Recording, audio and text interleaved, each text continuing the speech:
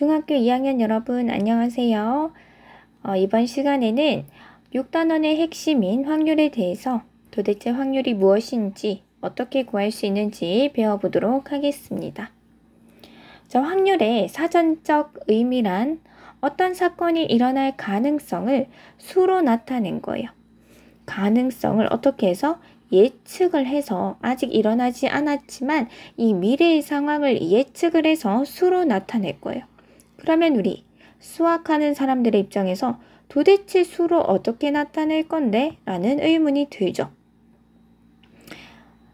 어떻게 예측해서 수로 나타낼 수 있을까? 하나의 예를 한번 들어봅시다. 주사위를 던져요. 주사위. 주사위는 6개의 면을 가진 정육면체죠. 이 주사위를 던져서 3이 나올 가능성을 수로 한번 나타내보자. 도대체 어떻게 나타내면 좋을까? 주사위를 한번 던졌을 때 3이 나올 가능성은 어떻게 될까? 우리는 미래의 일이기 때문에 많이 던져보고 그 조사된 사실, 통계에 의해서 혹시나 가능성을 말할 수 있지는 않을까? 실험을 한번 해봤어요. 주사위를 1번, 2번, 3번, 10번, 50번, 100번, 1000번, 10,000번 많이 던져봤어요. 우리 교과서에는 주사위를 20번부터 600번까지 던졌을 때 상황이 기록되어 있는데 그렇게 던졌을 때 3의 눈이 나온 횟수를 따로 조사를 해서 이렇게 표현을 했죠. 그러면 이게 무슨 말이에요? 40번 던졌을 때 6번 3이 나왔다는 뜻이죠. 120번 던졌을 때 21번이 나왔다는 거예요. 그러면 우리는 어떻게 가능성을 예측할 수 있냐면 대략 이만큼 던졌을 때 요 정도로 나왔어. 전체 던진 횟수에 대해서 이 전체 던진 횟수를 기준 양으로 삼아서 비교하는 양을 3의 눈이 나온 횟수로 표현을 하는 것이 우리는 중학교 1학년 통계 단원에서 배웠던 상대도수의 개념이 생각나죠.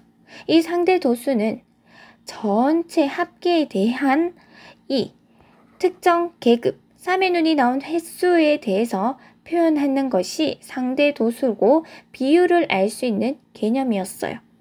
그래서 20번 던졌을 때 4번이 3의 눈이 나왔으므로 이때의 상대도수는 20분의 4가 되어서 약분해서 5분의 1이 되고 40번 던졌을 때 6이 나왔으니까 상대도수는 전체 40에 대해 6번이 나왔다. 약분해서 이렇게 표현이 된 거예요.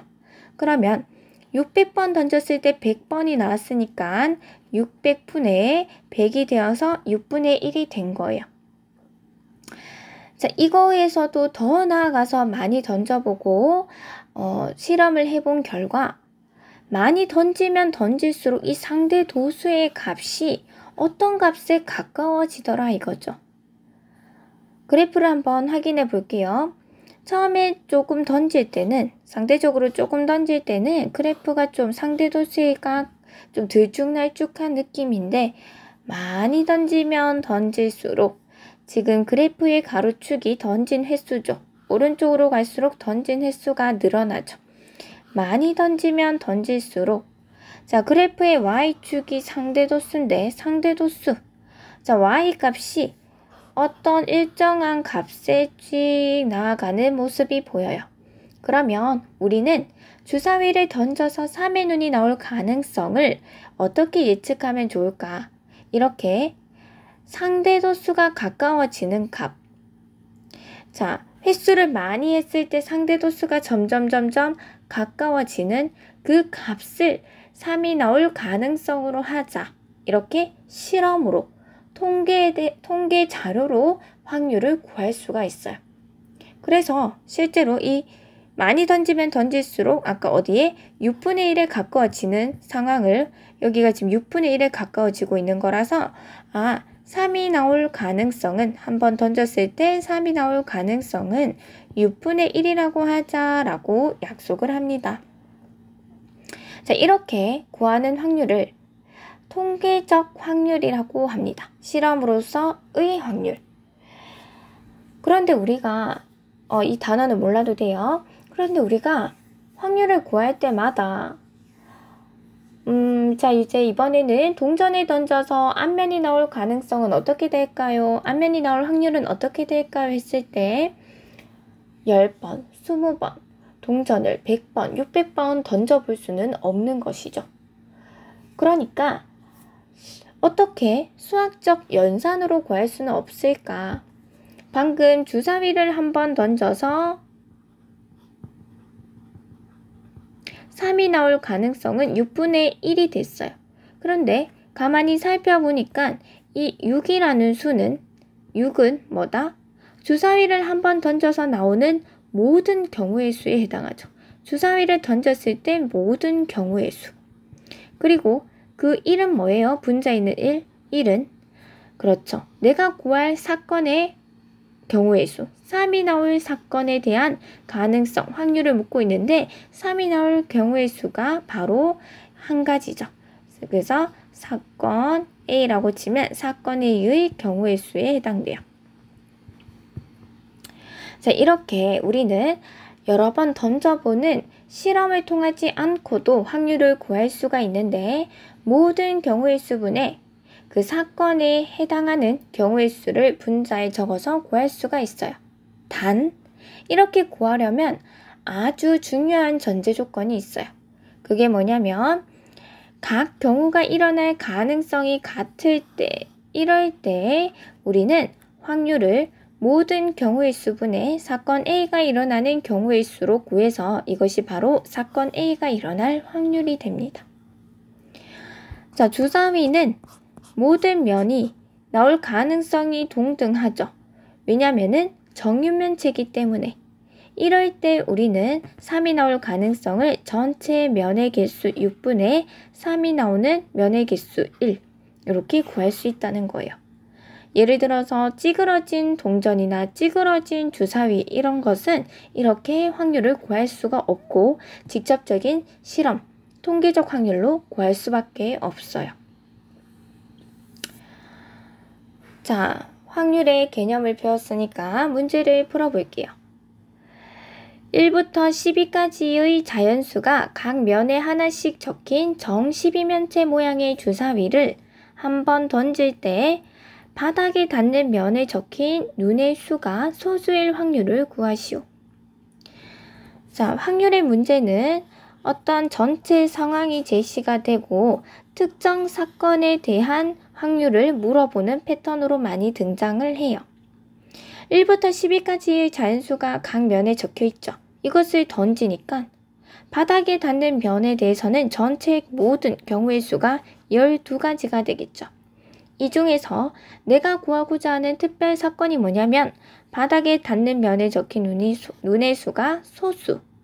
소수는 2, 3, 5, 7, 11 이렇게 5가지가 있기 때문에 12분의 5가 정답이 됩니다. 문제 2번입니다. 서로 다른 두 개의 주사위를 동시에 던질 때 여기까지 전체 상황이네요. 나오는 두 눈의 수의 합이 5가 될 확률을 구하시오. 모든 경우의 수는 어떻게 되냐? 서로 다른 두 개의 주사위. 자, 한 개의 주사위 던졌을 때 6가지. 그리고 또 하나 더 던져지니까 6가지. 총 모든 경우의 수는 36이 되고 두 눈의 수의 합이 5가 된다. 나열해 볼까요? 1이 나오고 4가 나올 때, 4가 나오고 1이 나올 때, 2가 나오고 3이 나오거나 3이 나오고 2가 이렇게 4가지가 있죠. 정답은 9분의 1이 됩니다. 자, 3번입니다. 두 개의 주사위 A, B를 동시에 던져서 A 주사위에 나온 눈의 수를 X, B 주사위 눈의 수를 Y라고 할 때 2X 더하기 Y는 9, 1 확률을 구하시오. 자, 두 개의 주사위 A, B를 동시에 던졌어요. 그러면 나타나는 모든 경우의 수가 6 곱하기 6, 36이 되겠죠. 이것이 분모에 들어가야 되고 그 다음에 각각의 눈의 수를 X, Y라고 했을 때 이 등식을 만족할 확률을 물었어요. 그러면 이것을 만족하는 순서상을 한번 찾아볼게요. 주사위 X 눈이 1일 때 Y는 얼마? 7이죠. 그런데 7이 되는 주사위 누는 없으니까 이거는 해당되는 경우가 아니고요. x가 2일 때 y는 5. x가 3이면 3 대입하면 y는 3. x에 4를 대입하면 y는 1. 더 이상 나오지는 않겠네요. 그래서 36분의 구하고자 하는 경우의 수 3. 따라서 12분의 1이 됩니다. 자, 그 다음 4번입니다. 교과서 문제죠. 딸기, 바나나, 수박, 키위의 4종류의 과일 중에서 2종류의 과일을 임의로 골라 섞어서 주스를 만들려고 한다. 이까지 전체 상황이죠. 이때 바나나가 들어간 주스를 만들 확률을 구하시오. 자, 그러면 이 4개 중에서 2개의 과일을 고르는 모든 경우의 수를 구해봅시다. 이렇게 둘을 고를 때 서로 다른 4개의 종류 중에서 2개를 고를 때 우선 순서 있게 배열을 한번 해봐요. 자, 일단 먼저 뽑는 사건 A, 그리고 또 뽑아야 되죠. 나중에 뽑는 사건 B. 자, 먼저 몇 가지 중에 하나, 총 4가지 중에 하나를 뽑을 수 있어서 4개, 그리고 곱하기 하나를 뽑아놨기 때문에 나중에 뽑을 때 고를 수 있는 것은 나머지 3개. 자, 그러면 12가지인가? 아니죠. 왜? 딸기랑 딸기를 먼저 뽑고 바나나를 나중에 뽑은 거나 바나나를 먼저 뽑고 딸기를 나중에 뽑는 거나 섞어서 주스를 만들기 때문에 똑같은 상황이기 때문에 이 둘씩 하나로 묶어서 같은 취급을 해줘야 돼요. 그래서 나누기 2를 해줘야 되는 거죠. 자, 그러면은 전체 경우의 수가 6가지가 나옵니다. 직접 여러분들이 이 6가지가 도대체 어떻게 되는지 한번 찾아보세요. 이렇게 되겠죠. 하나, 둘, 셋, 넷, 다섯, 여섯 이렇게. 이 6가지 중에서 바나나가 들어간 주스를 만들 확률. 자, 6은 전체 경우의 수니까 분모에 적어주고 바나나가 들어간 주스. 그러면 바나나는 반드시 선택을 해야 돼요. 바나나는 선택이 됐어요. 그러면 내가 이 3개 중에 하나만 선택하는 경우의 수가 해당되겠죠. 그래서 3. 정답은 2분의 1입니다. 자, 문제 4번입니다. 여학생 3명과 남학생 3명을 한 줄로 세울 때 남학생 3명이 모두 이웃하여 설 확률을 구하시오. 자, 남학생 3명이 모두 이웃해야 돼요. 그래서 이 3명을 우선 붙여놔야 되기 때문에 한 사람 취급을 할게요. 이 남학생 3명을 한 사람 취급을 할게요. 그러면 여학생 3명과 큰 남학생 1명으로 보면은 총 몇 명? 4명을 일렬로 세우는 방법은 4 곱하기 3 곱하기 2 곱하기 1이죠. 4자리에 세우고 그리고 또 세우고 그리고 세우고 그리고 세우고 이렇게 세웠다면은 이 4자리 중에 예를 들어서 큰 남자라는 것은 여기 남자 3명이 들어간다는 상황인데 여자 A번, 여자 B번, 여자 C번이라고 할게요. 예를 들어서 이렇게 배열된 상황에서 이 남자 3명도 순서 있게 설 방법들이 존재를 하겠죠. 그래서 여기다가 곱하기 3명을 일렬로 나열하는 방법의 수 3 곱하기 2 곱하기 1 이렇게 해야지 남학생 3명이 이웃하여 서는 경우의 수가 나와요. 자, 이것은 우리가 구하고자 하는 사건에 대한 경우의 수니까 분자에 적어주고 분모에는 전체 경우의 수. 그러니까 전체 경우의 수는 여기서부터 여기까지죠. 여학생 3명과 남학생 3명을 한 줄로 세운대요. 그러면 총 6명을 한 줄로 세우니까 6 곱하기 5 곱하기 4, 3, 2, 1 이렇게 곱해주면 되겠죠. 자, 그래서 약분을 쭉쭉쭉 하면은 얼마? 5분의 1이 됩니다. 자, 이렇게 해서 우리 오늘 확률의 개념과 하나가 더 남았네요. 이것은 선생님이 주의해야 되는 전제 조건의 중요성을 강조하려고 교과서에 있는 영양기르기 문제를 가져왔는데, 자, 수업 시간에 했겠지만 한 번 더 들어볼게요. 어떤 사람이 이렇게 길을 무심코 걷고 있는데 이 사람이 이런 갈림길에서 양쪽 방향을 선택할 가능성은 같대요. 반반이 된다는 소리죠. 자, 두 대화에서 준서가 한 말이 옳은지 판단하고 옳지 않으면 그 이유를 설명하시오. 자, 일단 여학생이 도착할 수 있는 모든 지점은? 이라고 물었어요. 수빈이네요, 수빈이. 우리 반에 수빈이가 있는데, 자, 그래서 여기 학생이 ABC의 세 곳이야 라고 했어요. 자, 세 곳이 있어요. 총 도착할 수 있는 곳이 세 곳이 있는데, 여학생이 C에 도착할 확률은 얼마지? 라고 물었어요. 그러면 세 개 중에 하나니까 3분의 1이지 라고 대답을 했네요. 여러분, 이렇게 구하는 게 맞나요? 아니죠. 자, 전체 모든 경우의 수분에 그 C에 해당하는 경우의 수, C가 하나니까 1이다 라고 구할 수 있는 것은 중요한 전제 조건이 있었어요. 그게 뭐냐면 각 경우가 일어날 가능성이 같을 때, 그러니까 A로 올 수 있는 가능성과 B로 올 수 있는 가능성과 C로 올 수 있는 가능성이 같을 때, 쉽게 말하면 공정할 때, 그럴 때 이렇게 표현을 할 수 있고 확률을 구할 수가 있는데, 지금과 같은 상황은 누가 봐도 공정하지가 않아요. C로 가려면 얘는 한 번만 고민하면 돼요. 여기서. 그런데 A나 B로 가려면 한 번, 두 번의 고민의 선택이 돼서 나타나는 결과잖아요. 맞죠? 그래서 이렇게 구하면 안 된다.